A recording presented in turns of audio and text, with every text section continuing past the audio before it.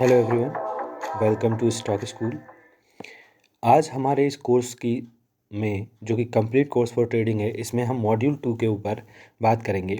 हमारे मॉड्यूल 2 में जो है रिस्क मैनेजमेंट और रिस्क रिवार्ड रेशियो के ऊपर आज हम बात करेंगे। हम समझेंगे कि risk management and risk reward ratio जो होता है वो क्या होता है। तो सबसे पहले हम जानेंगे कि रिस्क जो है वो क्या होती है। ट्रेडिंग की दुनिया में जो रिस्क है वो हम सिंपल समझ सकते हैं कि how much you can lose. Risk is equal to how much you can lose. मतलब अगर आपने कोई ट्रेड एग्जीक्यूट किया है तो उसमें आप कितना खोने के लिए रेडी हैं। क्यों? क्योंकि सब जानते हैं कि ट्रेडिंग जो है प्रोबेबिलिटी के ऊपर वर्क करता है, और अगर हमारा डिसीजन गलत हो जाता है तो उस समय हम जो है पैसा लूज़ कर सकते हैं। तो हमें ये उसके लिए पहले से रेडी होना चाहिए एज अ रिस्क मैनेजमेंट कि अगर हमारा लॉस होता है तो वो लॉस जो है वो हमें कब कट करना है। क्योंकि जैसे एग्ज़ाम्पल अगर हम लेते हैं कि कोई पर्सन जो है ट्रेडिंग में 2 लाख रुपए लेके आया है, और वो कहीं ना कहीं अगर ट्रेड एग्जीक्यूट करता है और वो अपना अकाउंट का टोटल 5% या 10% रिस्क लेता है पर ट्रेड, तो अगर उसको कंटिन्यूसली 5 लॉसेस हो जाते हैं, तो अगर हम देखें 5 लॉसेस या 10 लॉसेस उसको हो जाते तो कहीं ना कहीं उसको 25% जो है अकाउंट का पूरा साफ़ हो जाएगा। और इसी तरीके से अगर ट्रेड किया जाए तो ये एक गैम्बलर की तरह हो गया। मतलब गैम्बलिंग नहीं करना है, हमें एक तरीके से ट्रेड करना है। तो कंटिन्यूसली जो है कहीं ना कहीं अगर हम सेफ़ तरीके से ट्रेडिंग करना है और कंसिस्टेंटली हमें प्रॉफिटेबल रहना है, तो रिस्क मैनेजमेंट जो है बहुत ही इम्पोर्टेंट हो जाता है। हमें हमेशा ये ध्यान रखना है कि हमें कभी भी 1% से ज़्यादा रिस्क नहीं लेना है। जैसे अगर हम बात करें, कोई पर्सन 2 लाख रुपीज़ लेके आया है, तो उसमें जो है उसके अकाउंट का 1% 2 लाख का सिंपली 2,000 रुपीज़ हो जाते हैं। तो पर ट्रेड जो है रिस्क सिर्फ 2,000 का रहेगा। तो इससे क्या होता है, अगर किसी पर्सन के 5 ट्रेड्स भी गलत हो जाते हैं कंटिन्यूसली, तो मैक्सिमम जो है वो 5 ट्रेड के बाद सिर्फ 10,000 रुपये ही लॉस करेगा, जिससे कोई ज़्यादा इफेक्ट नहीं पड़ेगा उसके अकाउंट पे। लेकिन अगर कोई पर्सन जो है पर ट्रेड 5%, 10% इस तरीके से रिस्क लेता है, तो उससे उसका अकाउंट ही साफ़ हो जाएगा। मतलब पूरा अकाउंट खाली हो जाएगा और वो ट्रेडिंग ही नहीं कर पाएगा दोबारा। तो इसलिए हमें कभी भी रिस्क जो है 1% से ज़्यादा नहीं लेनी चाहिए। अब रिस्क को मैनेज करने का तरीका क्या है? सिंपली जैसे हमने बताया, कभी भी रिस्क जो है 1% से ज़्यादा नहीं लेनी चाहिए। हमारे अकाउंट की जो वैल्यू है उसका 1% से ज़्यादा कभी नहीं लेना चाहिए अगर हम एक न्यू ट्रेडर हैं, बिगनर ट्रेडर हैं। तो रिस्क को मैनेज करने का तरीका क्या है? How to prevent stop loss. किस तरीके से हम हमारा जो लॉस है उसको प्रिवेंट करें। तो बेस्ट तरीका तो यही है कि जैसे मैंने बताया, कभी भी आपको अपने अकाउंट के 1% से ज़्यादा रिस्क नहीं लेनी है। सेकंड चीज़ ये है कि आपको हमेशा जब भी आप ट्रेड एग्जीक्यूट करो, आपको सिस्टम में जब भी आप ऑर्डर लगा रहे हो तो स्टॉप लॉस, टारगेट आपको ट्रेड एग्जीक्यूट करने से पहले ही डिसाइडेड होना चाहिए। मतलब अगर आप कोई ट्रेड एग्जीक्यूट करने वाले हो तो आपके माइंड में पहले से होना चाहिए कि आपका स्टॉप लॉस कहाँ रहेगा और आपका जो टारगेट है वो कितना रहेगा। अदरवाइज़ ये होता है कि जैसे अगर हम लॉस में जाने लगते हैं तो गलती ये होती है साइकोलॉजिकली जो न्यू ट्रेडर्स रहते हैं उनकी, कि जब लॉस में आने लगती है तो लोग सोचते हैं कि अभी रिकवर हो सकता है मार्केट, अभी रिकवर हो सकता है। तो रिकवर के चक्कर में लॉस बढ़ता चला जाता है और एक बिग लॉस हो जाता है, जिसकी वजह से जो अकाउंट है वो कहीं ना कहीं खाली हो जाता है। तो हमें ये ध्यान हमेशा रखना है कि जब भी हम ट्रेड एग्जीक्यूट करें तो कोशिश ये करना है कि हमारा जो स्टॉप लॉस है और जो टारगेट है वो पहले से डिसाइडेड होना चाहिए। और कोशिश हमेशा यही करनी है कि हमेशा जो रिस्क हो 1% से ज़्यादा कभी ना हो, ताकि आप हमेशा कंसिस्टेंटली प्रॉफिट रह सकें। दूसरी चीज़ हमारे आती है risk reward ratio. Risk reward ratio क्या है? तो रिस्क रिवार्ड रेशियो को हम कुछ इस तरीके से समझ सकते हैं। जैसे मान लो कोई पर्सन जो है उसका कैपिटल जो है अकाउंट में पूरा 2 लाख रुपए है, और पर ट्रेड वो जो रिस्क लेता है 1% है।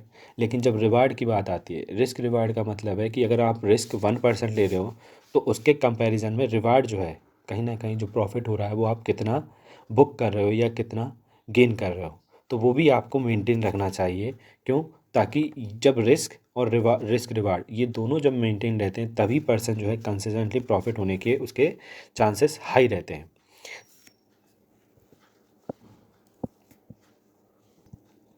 रिस्क रिवार्ड रेशियो को हम सिंपल एग्जांपल समझ सकते हैं। जैसे एक पर्सन जो है उसके अकाउंट में 2 लाख रुपए हैं और वो पर ट्रेड रिस्क जो लेता है 1% के लेता है और जो रिवार्ड है वो 2% है और उसके पास जो स्ट्रेटजी है वो 50% टाइम्स जो है सक्सेसफुल होती है।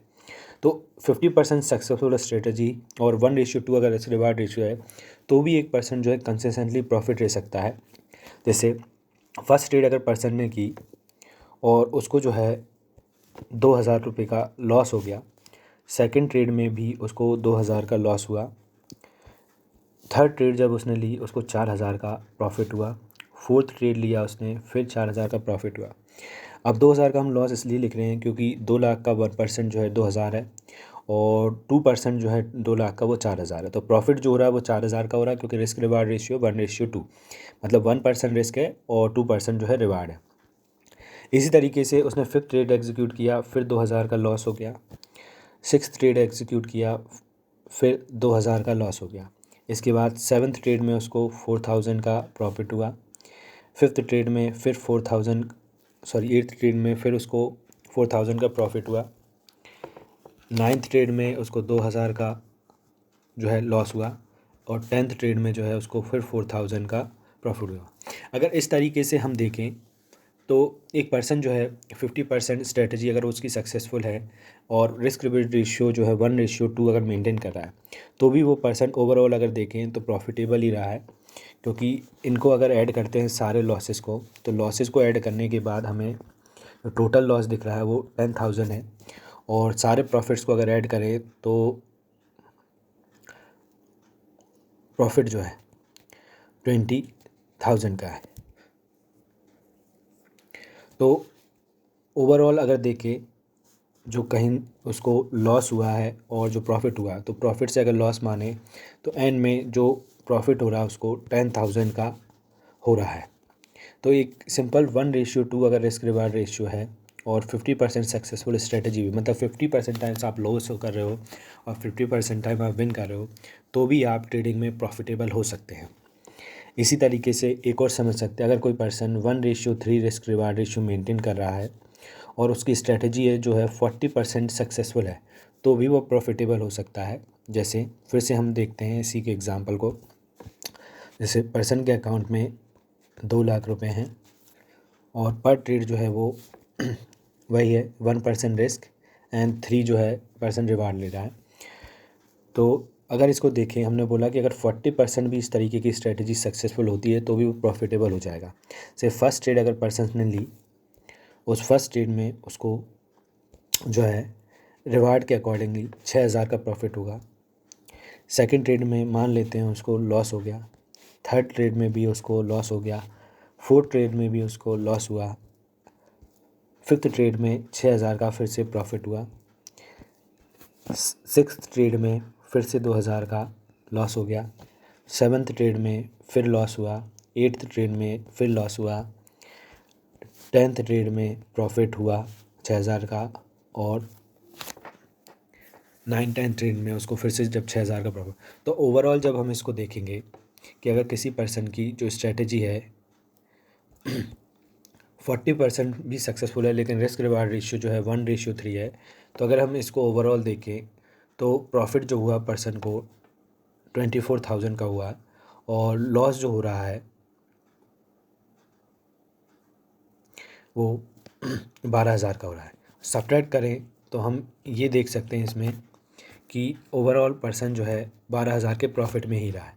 तो सिंपल मैथमेटिक्स अगर हम अप्लाई करें और हमारा रिस्क और रिवार्ड जो है मेंटेन करके रखें तो एक पर्सन ऐसा जो बिगिनर है वो भी प्रॉफिटेबल हो सकता है सिंपल स्ट्रेटजीज अप्लाई करके। और भी जो तरीके हैं कहीं ना कहीं प्रॉफिट को मैक्सिमाइज़ करने के, वो तरीके हैं मेनली सिंपल अगर देखें कि किस तरीके से हम प्रॉफिट को मैक्सिमाइज करें और कंसिस्टेंटली प्रॉफिट रहें। तो सबसे जो इम्पोर्टेंट चीज़ ध्यान में रखनी है हमें कि हमारा जो भी लॉस हो रहा है वो कम से कम रहे, मतलब हमारा जो लॉस है वो मिनिमाइज़ हमें करना है। मतलब कभी भी लॉस कोशिश यही करनी है कि 1% से ज़्यादा हो ही ना। तो हम कोई भी स्ट्रेटजी अप्लाई करें तो डेफिनेटली अगर हम हमारे लॉस को रोकेंगे तो और रिवार्ड को थोड़ा बड़ा रखेंगे लॉस से, तो हम 100% ट्रेडिंग में प्रॉफिटेबल होंगे ही, क्योंकि ये मैथमेटिक्स है। और यदि हम हमारी विनिंग एक्यूरेसी या विनिंग परसेंटेज थोड़ी बढ़ा लें और रिवार्ड रेशियो इवन 1:1.5 या 1:1.25 भी मेंटेन रखते हैं और हमारी विनिंग परसेंटेज से 70% to 80% अगर हो जाती है, तो भी हम ट्रेडिंग में प्रॉफिटेबल हो जाएंगे। इसमें आप सिंपल कैलकुलेट करके देख सकते हैं। तो जो मेनली प्रॉफिट को मैक्सिमाइज़ और कंसिस्टेंटली प्रॉफिट रहने का जो तरीका है, लॉसेस को मिनिमाइज़ करें या फिर हमारे विनिंग एक्यूरेसी उसको थोड़ा हम बड़ा कर रखें। इवन 60 to 70% एक्यूरेट अगर कोई पर्सन ट्रेडिंग में रहता है और 1:1.5 भी अगर वो रेशियो मेंटेन कर लेता है, रिस्क रिवार्ड रेशियो, तो भी वो प्रॉफिटेबल ही रहेगा।